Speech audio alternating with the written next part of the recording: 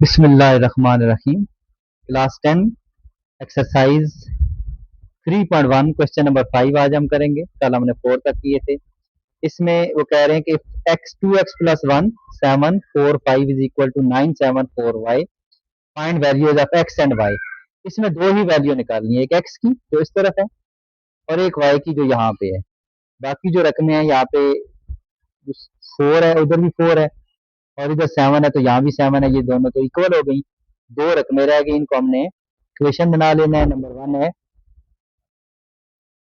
तो ये क्या है 2x plus 1 is equal to 9। तो इसे हम हल करेंगे तो 2x is equal to 9 plus 1 अगर जाएगा तो -1। इक्वेशन के मुताबिक 2x इज इक्वल टू 9 में से 1 निकाले 8। अब यहाँ पे x की वैल्यू निकालनी है तो x के साथ जो रकम है वो उधर जाके इधर मल्टीप्लाई और ये वहां डिवाइड हो जाएगी। x is equal to 8 divide 2, 2 4 जार 8, कटिंग हो जाएगी। x की वैल्यू हमारे पास मौजूद हो गई, वो है 4। दूसरी वैल्यू निकालनी है y की। अब हम देखते हैं इसमें क्या जी, y ये है, यहाँ पे आ रहा है 5, ये 5 equal y।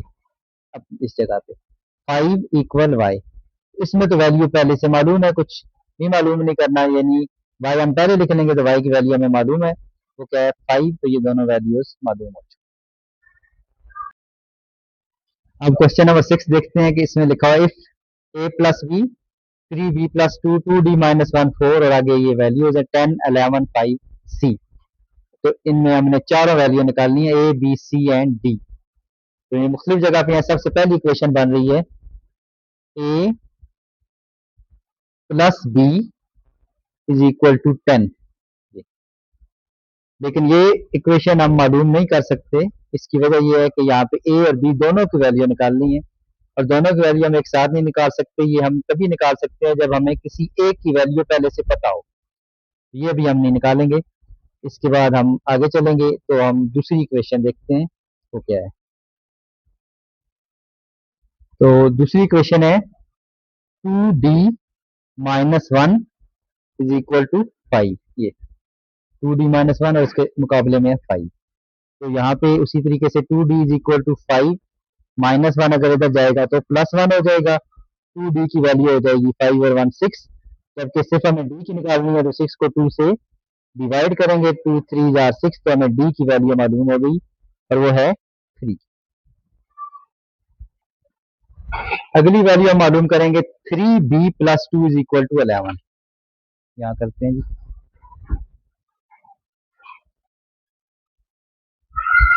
3b plus 2 is equal to 11। यहाँ पे b उधर जाएगा, सॉरी 2 उधर जाएगा, 11 प्लस 2 वहां जाएगा तो -2 हो जाएगा। 3b की वैल्यू हो जाएगी 9 और b की वैल्यू हो जाएगी 9 डिवाइड 3, 3 3 जार 9। तो b की वैल्यू हमें मालूम हो गई 3।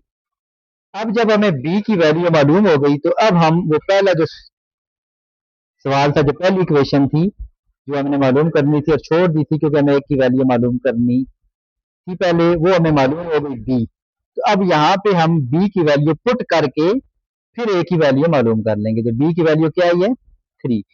यहाँ पे हम b की वैल्यू पुट करेंगे, यहाँ लिखेंगे पुटिंग वैल्यू ऑफ b। तो a प्लस b की जगह हम लिखेंगे 3 इज इक्वल टू 10। b की वैल्यू 3 लिख दी। अब हम क्या करेंगे उसी हिसाब से 10 उधर जाके माइनस +3 उधर जाके -3 हो जाएगा। तो a की वैल्यू अब हमें मालूम हो गई, वो है 7। और अब हम लास्ट वैल्यू निकालेंगे, वो है 4 और इधर है c। 4 is equal to c। और ये भी पहले सवाल की तरह है कि ये तो खुद खुद निकली हुई है। 4 इज इक्वल टू c, इसका मतलब है कि c की वैल्यू मालूम है पहले से, वो है 4। इस तरह ये सवाल मुकम्मल होता है। इस एक्सरसाइज का क्वेश्चन नंबर 7 क्योंकि लास्ट क्वेश्चन है वो देखते हैं। इसमें p plus Q 11 5 p minus Q और 6 11 5 0। तो 5 और 5 मौजूद है, 11 11 मौजूद है। वैल्यू है p plus q is equal to 6 बन रही है और p minus 2 q is equal to 0। ये वैल्यू मालूम करनी है। ये जरा बाकियों से डिफरेंट है क्योंकि इसमें दोनों जगह पे p प्लस क्यू दिया हुआ है। तो आप वैल्यू एक की पहले मालूम करेंगे तभी दूसरे की मालूम होगी। तो इसका तरीका पिछले सवालों से डिफरेंट है। इसको हम एलिमिनेशन मेथड से करेंगे। इसका तरीका ये होता है कि इन दो जो हमारे पास 1 और 2 इक्वेशन है, इन्हें आपस में प्लस करेंगे या माइनस, ताकि एक रकम कट जाए। तो ये p भी है, ये भी p है। अगर हम इन्हें प्लस करते हैं तो ये 2p हो जाएगा, इसलिए इन्हें माइनस करना पड़ेगा। तो माइनस का तरीका ये है कि नीचे वाली रकमों के साइन चेंज होते हैं, ये प्लस है माइनस हो जाएगा, ये माइनस प्लस हो जाएगा, इधर प्लस है ये भी माइनस हो जाएगा।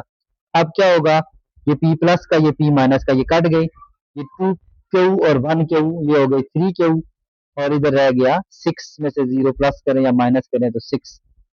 तो अब q की वैल्यू निकालें तो ये आ जाएगा 6 ओवर 3, 3 2 आर 6, q की वैल्यू आ गई 2। अब जब एक की वैल्यू मालूम कर ली, अब दूसरे की करनी है जो कि है p। तो आपने ये q की वैल्यू इक्वेशन 1 में या इक्वेशन 2 में किसी एक में पुट कर दें।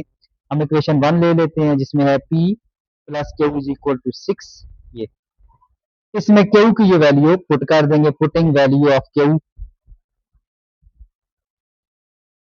पुटिंग वैल्यू ऑफ q की वैल्यू है 2, तो p प्लस q की जगह आ जाएगा 2 इज इक्वल टू 6। अब अगले स्टेप में p is equal to 6 plus 2 इधर जाएगा तो माइनस 2 हो जाएगा। तो यहाँ पे p की वैल्यू भी हमें मालूम हो जाएगी, p की वैल्यू है 4। ये आखिरी सवाल डिफरेंट तरीके से था, ये भी मुकम्मल हो गया। इस तरह ये एक्सरसाइज मुकम्मल हो चुकी है।